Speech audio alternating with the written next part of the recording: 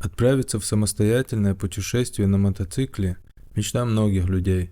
Но прежде чем сесть на мотоцикл, необходимо кое-что сделать, чтобы ваше путешествие было безопасным и приятным.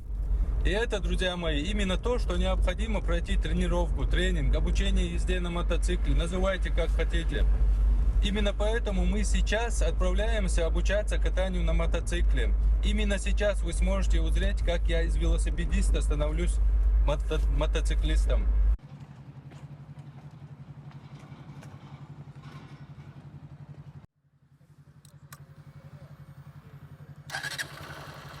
Долгие годы я был верным поклонником велосипеда, у которого, несомненно, много преимуществ.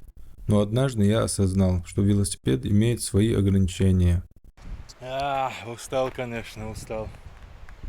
Устал не то слово. Вид хороший, как обычно. Но проблема в том, что вода кончилась. В самом конце и вода кончилась, и подъем самый сильный. Вот так бывает. Сложность состоит в том, что у нас вода очередной раз кончилась. Спустились, короче, с места руин. Много там не задержались, так как воды не было. Устали реально. Воды все нет и нет. Не позволяет мне полностью насладиться путешествиями и приключениями. Именно поэтому я решил пересесть на мотоцикл. С мотоциклом я смогу объехать множество мест, насладиться скоростью и совершать дальние поездки без ограничений.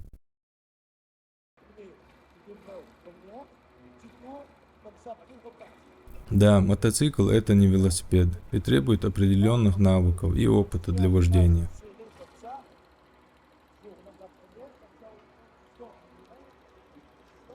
А тем более для дальних путешествий.